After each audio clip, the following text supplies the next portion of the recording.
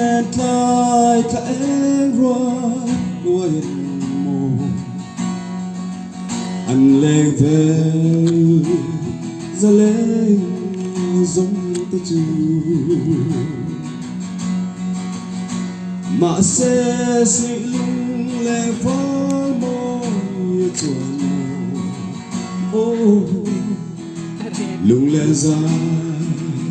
dài đi áo đón về mồ đi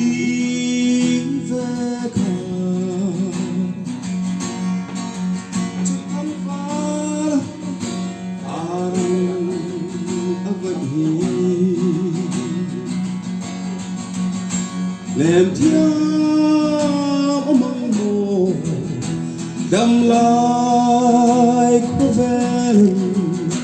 om hiền cả ring lâu anh em lung lên dòng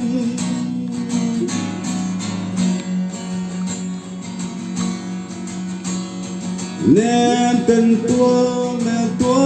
nanti zelin cho tuy đình dù đốm dài rel mà sẽ anh em thấy đón choang em lệ ôi trả rồi alo nuông ta si đón về mồ đi về khăn chỉ thăng pha arong vậy làm thiam mong mồ đâm lại có vẻ lần hiền cả rừng lâu anh em lên dòng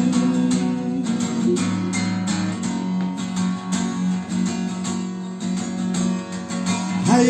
lệ ru yên gió nu ở cinta em ta còn mong anh tông mồ hai anh chẳng suy lung vậy mà bà cùng ôi mong là mình đi về đón về mồ đi về khăn chỉ thăng vỡ anh vậy nèm thiam mong mồ đâm lại có vẻ lần hiền cả rừng lâu anh em lung lên dòng anh em mới đi thôi